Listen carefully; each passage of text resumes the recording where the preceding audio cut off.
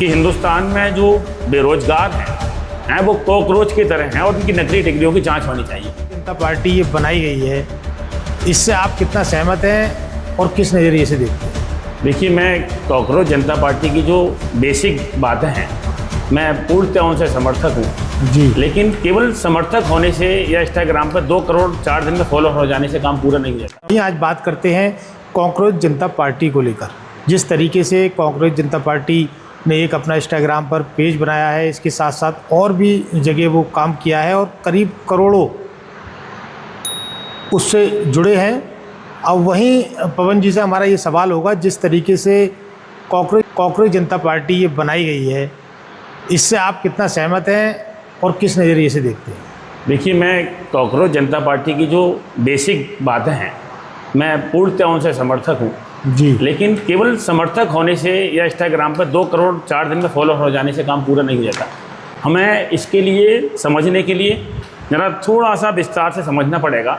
सबसे पहले हमें भारत के चीफ जस्टिस के उस बयान को समझना पड़ेगा जहाँ पर उन्होंने एक सुनवाई के रिट की सुनवाई के दौरान ये कहा था कि हिंदुस्तान में जो बेरोजगार हैं वो कॉकरोच की तरह हैं और उनकी नकली डिग्रियों की जांच होनी चाहिए। तो मैं जहाँ तक समझता हूँ कि उन्होंने जो अपेक्षा की है वो भारत की सरकार से की है और उनकी जो बातचीत का जो प्रहार है वो भारत की शिक्षा व्यवस्था को लेकर है। और मैं CGI से भी पूरी तरह से सहमत हूँ, क्योंकि भारत में जो जब स्कूलों की स्थिति हो चाहे कॉलेजों में तो और ज़्यादा ख़राब मामला है, बहुत स्थिति बहुत दयनीय है।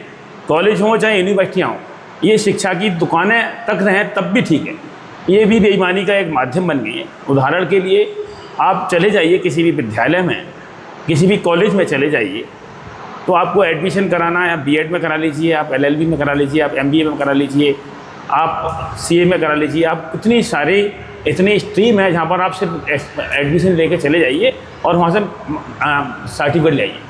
तो सबसे बड़ा अगर बेरोजगारी का अगर कोई कारण है तो चाहे ये आपके कॉकरोच जनता पार्टी वाले लोग हों या CGI का बयान हो, इन दोनों को हमें समझना चाहिए कि भारत की शिक्षा व्यवस्था को सुधारा जाए। चाहे पेपर लीक का मामला हो, उनका कहना पेपर लीक पर है, उसका भी मैं समर्थक हूँ।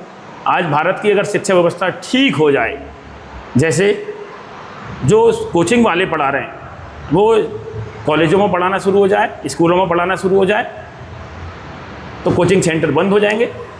जब कोचिंग सेंटर बंद हो जाएंगे तो पेपर लीक नहीं होगा। उसका सीधा मामला कोचिंग सेंटर से जुड़ा हुआ है और शिक्षा व्यवस्था में दुकानें तक रहें तब भी बर्दाश्त किया जा सकता है।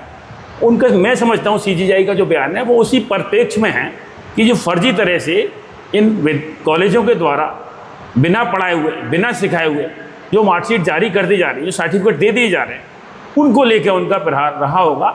आज आप चले जाएं, बेरोजगारी की बात आप कर रहे हैं, 2 करोड़ फॉलोअर जुड़ गए और भारत में सभी राजनीतिक पार्टियां जो आज सत्ता में वो और इससे पहले भी और विपक्ष में सभी राजनीतिक पार्टियों को कभी ना कभी मौका मिला है, सभी पूरी रूप से जिम्मेदार हैं शिक्षा व्यवस्था को सुधारने में। उनकी सबकी नैतिक जिम्मेदारी है। आरोप लगाना आसान है लेकिन इस पर किसी ने काम नहीं किया। शिक्षा जी, कहीं ऐसा तो नहीं ये कहीं बड़े आंदोलन की सुसुहाट हो या कोई बड़े आंदोलन की आगे इसका परिणाम देखिए, भुगतना पड़े? मैं इसको इस तरह से नहीं देखता हूँ। पानी का गिलास है, इसमें आधे गिलास पानी है। हम इसको ये भी कह सकते हैं कि गिलास आधा खाली है और ये भी कह सकते हैं गिलास आधा भरा है। दोनों ही सवाल अपने आप में सही है। हमें इस आंदोलन को, जैन जी के गुस्से को समझने के लिए भी पुनः भारत की सरकार से ये अपेक्षा है कि जो जैन जी की मांग है वो जायज़ है, लेकिन उनका निदान करने की ज़रूरत है। आंदोलन जैसी चीज़ को मैं इसलिए नहीं मानता हूँ।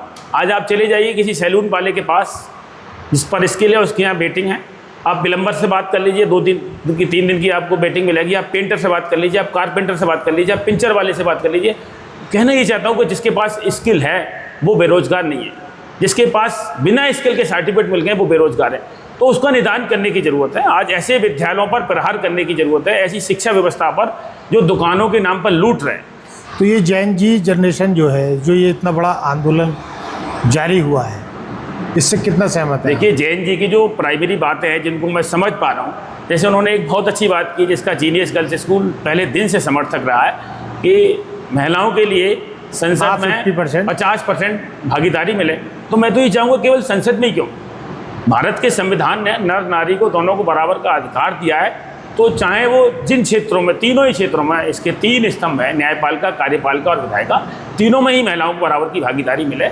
अभी जो बात संसद में होती है कि 33% आरक्षण मिलेगा और पास करेंगे, ठीक है, संसद में नहीं हो पाया पास, तो राजनीतिक पार्टियां आगे आएँ और 50% सीधे सीधे उनको टिकट देना है महिलाओं के लिए, और जिस दिन महिलाएं वो संसद में और विधानसभा में और अपनी अपनी जगह पर पहुंच जाएंगी तो खुद परिवर्तन ले आएंगी। तो कहीं ना कहीं आप जो कांग्रेस जनता पार्टी है उससे कहीं ना कहीं सहमत है? मैं कांग्रेस जनता पार्टी की सब बातों से सहमत हूँ, लेकिन उसका निदान केवल आंदोलन या आक्रोश से नहीं हो सकता। उसके निदान के लिए जो पक्ष हो, चाहे विपक्ष हो, तमाम राजनीतिक पार्टियां या कार्यपालिका में काम करने वाले लोग हैं या न्यायपालिका में काम करने वाले लोग हैं, तो इसकी जड़ पर काम करने की ज़रूरत है। मैं फिर कहना चाहूँगा, केवल भारत की शिक्षा व्यवस्था को सुधारने की ज़रूरत है। यदि अगर शिक्षा व्यवस्था सुधर जाएगी तो कांग्रेस पार्टी के गठन की आवश्यकता भी नहीं बचेगी और ये बेरोजगारी की समस्या का निदान भी वहीं होगा। चलिए देखिए, ये थे पवन गुप्ता जी जिन्होंने अपने विचार हमारे साथ साझा करे हैं। साथ ही कहीं ना कहीं इन्होंने कांग्रेस जनता पार्टी को भी सही बताया है, लेकिन दूसरी तरफ अगर बात करते हैं तो कहते हैं कि किसी संगठन की ज़रूरत नहीं है अगर सब काम अच्छा होगा तो।